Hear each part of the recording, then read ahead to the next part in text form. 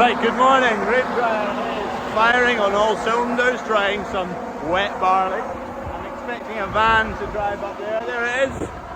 Jack from Wasted Degrees, picking up some more malt barley. We're going to give him, that is a ton. That was stuff on a lorry that fell over, so it's just lying in a few different pallets. That'll be fine to take away. Gets out our road. Done. Goodbye Highland Bull, he's off on his holidays.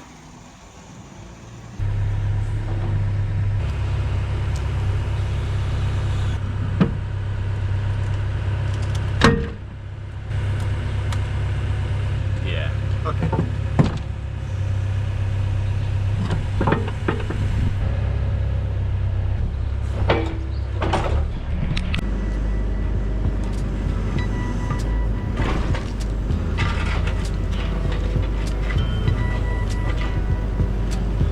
Something happening here, but what it is ain't exactly clear.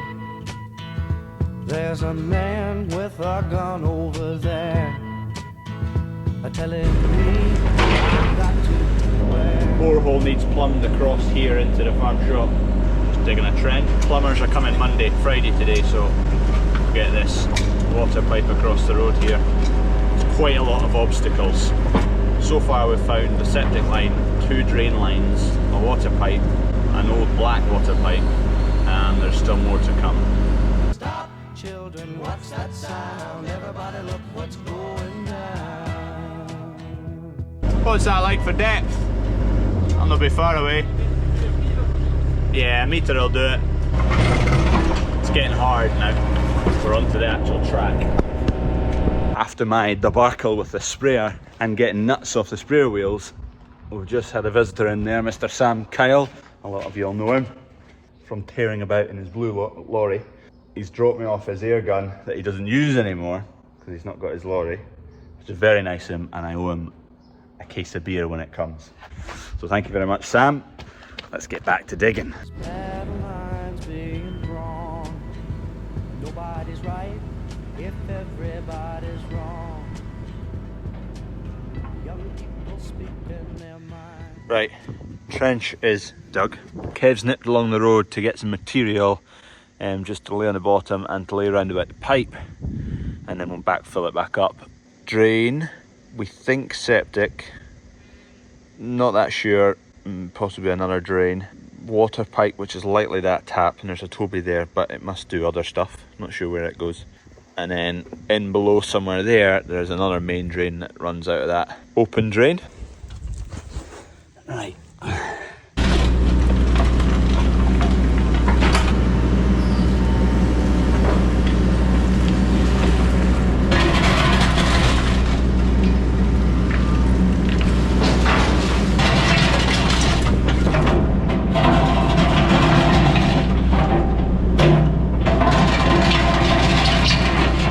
Almost there, just need to backfill the top with some planings, be a bit neater. We've cleared up that rubbish, there's a pile there still to clear, but we might be going combining, so I want to get this track filled in first, just so vehicles and people can walk this way, move this way.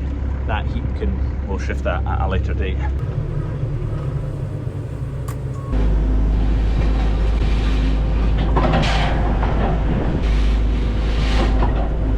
Done. We're going combining. That's just fueling that one up. Kev's away with the Fent. I am finishing up here. I am pretty much done. You'd never know. I took the forklift when the bucket was full and drove up and down where the channel was to try and pack it as much as I can, but it will sag a little bit over time, but we can top it up. Just going to run over this again with the forklift, give it a good old pack. That's where the water pipes come out, and then straight over there. Job done.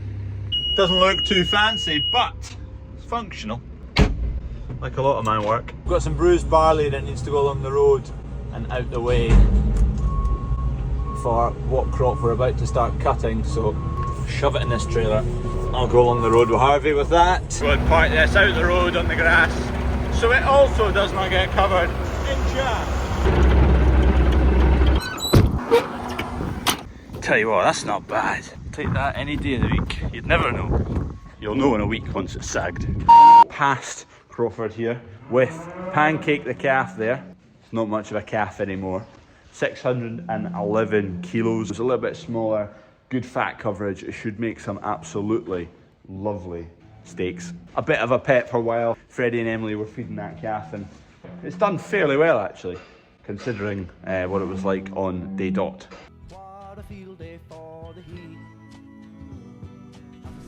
Right, we got that one out. It was breached. Backside was coming first. Lungs are possibly full of fluid because he was coming backwards. Drained some of the fluid out. He's on death's door. Fingers crossed, next clip you'll see is this calf in a bit better condition. That's it. Not quite yet, but definitely turned a wee corner there. There you go. And has grown now to 611 kilos, and we've decided that is the weight which she'll be heading off at because that weight's going to suit her, 611 kilos. Fast forward 10 days and Pancake is now hanging up. There you go, tag 122. Look at that. Oh ho ho. Obviously that edge is quite dried out. Excuse my butchery ignorance, but I believe this will be your rib section, so you take a tomahawk steak off of here. So we're doing a pancake beef box. What's in the box? 2 500-gram packs of steak mince, 2 500-gram packs of diced steak, 1 kilo of topside, 2 500-gram packs of steak sausages, 4 6-ounce burgers, 500 grams of Lorne sausage, love a Lorne sausage, and 4 Scotch pies. On top of that, rolled sirloin is available in 1 or 2 kilos, and then also there is a limited number of tomahawk steaks, because they obviously come from the ribs of the cattle beast. The tomahawk steaks, by the way, and there's actually only 10 available, so 5 from each side, because once you get to the smaller end of the ribs, the smaller tomahawks, and they're not as tender. Whereas the first 5, they're your top end, bigger, larger, tender, so 5 on each side, 10 tomahawks available. And the rolled sirloin, there's only 8 kilos available. That is it, then it is gone. If you want those add-on options, you'll need to be quick. Links down below, move fast. I don't know how we managed to get that thing to survive, but Emily and Freddie helped and we worked hard to get it up and running, and it did get up and running, and it grew to 611 kilos, and now we're getting to reap the rewards and enjoy some lovely tender beef. So if you want to enjoy as well, chuck an order in down below on the website, Globeburn Farm shop. Head to CrawfordsFarm tab on the website. And it's going to be a little bit more delayed if you're ordering the tomahawk steaks, because they will be aged for a good chunk longer in the dry ager, whereas obviously your mince and your sausages on the top side, that doesn't get the same aging process. Cheers. Was just grabbing some beef stir fry for Gately and I's tea, and I came across the Côte de Boeufs. Oh my golly. Oh, wowzer. That looks nice. That's what your top sides will be like. So you get a top side in there, and then obviously mince. I think there's some mince. There's some beef mince. There's some dice. So you get kilo of that, kilo of that, kilo of top side. Beautiful. Duncan Harvey were shifting bales earlier and almost got finished. There is only 1, 2, 3, 4, 5, 6, 7, 8, 9, 10 bales left. Oh, you can see the combine from here. I'm on yard 3, that's yard 2.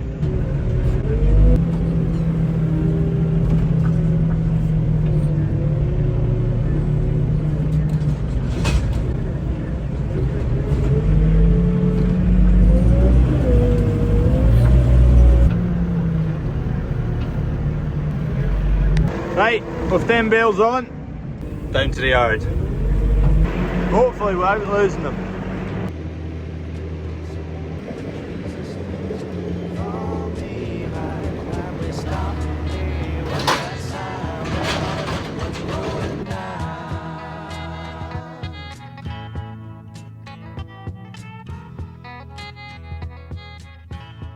Straw prices, what are straw prices doing? I don't really know. It feels like people think there's a scarcity. The way spring barley looked 2 months ago, you would have said there's definitely a scarcity, but it has improved. England are going to be, you think, short, just with dry crops, dry year. Poor barley yields equals poor barley straw yields. But up here, I'm not sure what the straw thing's doing.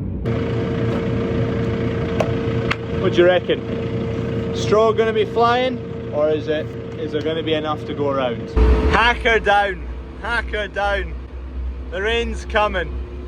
We might work quite late tonight because it's to be hideously wet over the weekend. Hack it down. We can spend money on kerosene and dry grain over the weekend. Can't combine on the weekend, that's for sure. It's a bit fragile, that Caravel winter barley, and it's quite prone to brackling.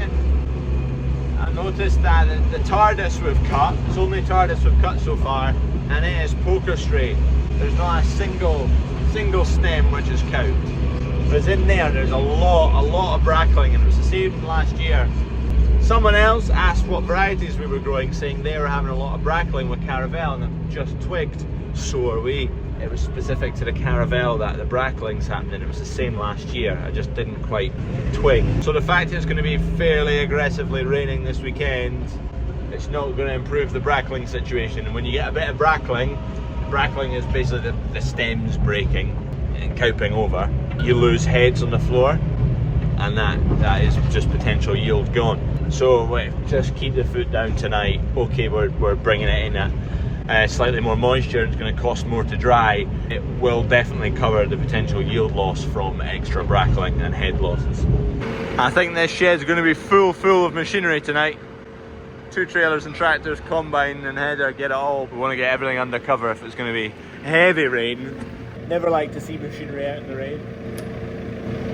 Having the space to have machinery under cover, 1, when it's gloriously sunshiny, 2, when it's supposed to rain, it really does improve the longevity of how a machine looks, doesn't it? It's almost as bad leaving it out in like beaming sunshine, because it just nails the paintwork.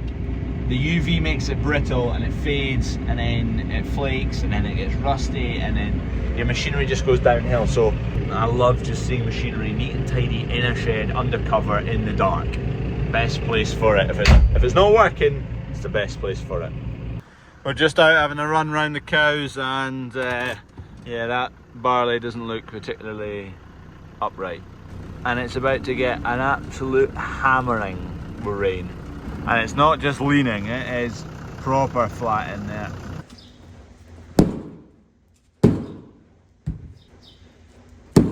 Good hit, right, we'll have a go.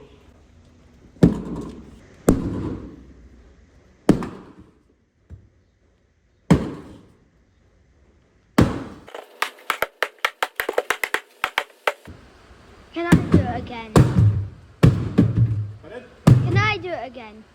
Yeah, once I roll it over.